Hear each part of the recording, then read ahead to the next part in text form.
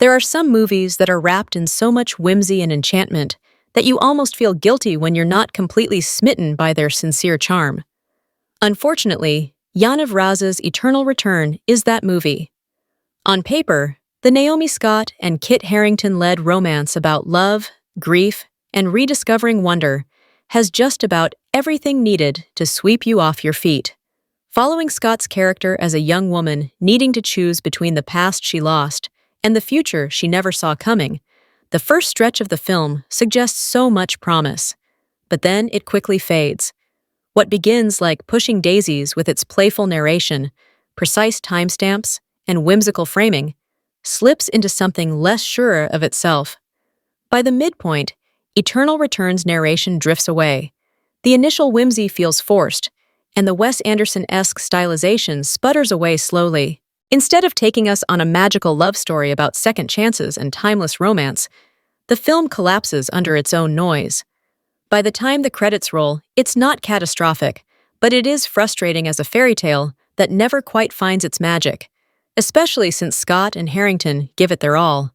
Eternal Return offers a smart and charming setup that genuinely piques interest. Since she was a little girl, Cassiopeia Pfeffer has had visions of the future with little peaks that initially bring her joy, but later leave her feeling slightly burdened. As she gets older and attends college, she meets the charming and adorable Julian, a man her fate tells her is the one.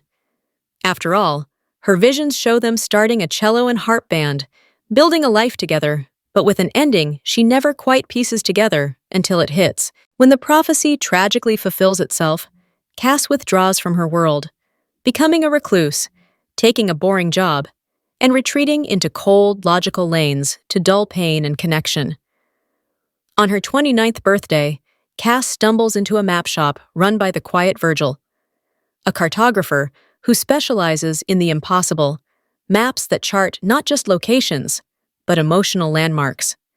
By retracing these remembrance points, he reveals how these maps act not exactly as time machines, but portals that let others step back into the moments that shaped them. He admits he's working on a time-bending project for his mentor Malcolm, so that he can relive his memories of 1960s New York.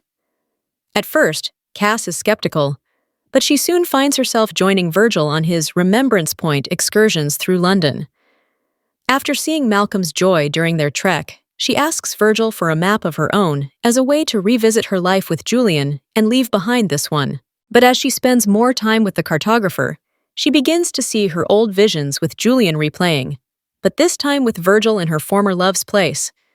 The question that lingers is whether these are signs of fate or simply coincidences dressed up as magic. Easily the film's anchor, Scott gives so much of Eternal Return its soul. Playing a woman suspended between grief and wonder, but equally capable of heart and exhaustion in the same breath, she plays that tension strikingly. Scott manages to radiate a warmth even in moments of pain, capturing your attention while making her presence feel grounded and relatable. Even when the script hits some bumpy turns, Scott is the reason the film holds it all together, as her muted sorrow feels lived in and genuine. Harington delivers a performance that's a smidge harder to grasp. Virgil is evidently enigmatic, a little tortured, and quietly profound, but Eternal Return never lets us inside his head, at least in comparison to Scott's Cass.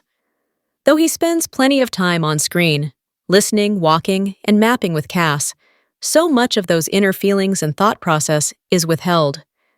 We never fully get the reason why he's haunted, nor does the film give us any defining moment that shows us how or why he falls in love with Cass. By the end, we're just told he has from their time spent together, without any breadcrumbs to make us feel it.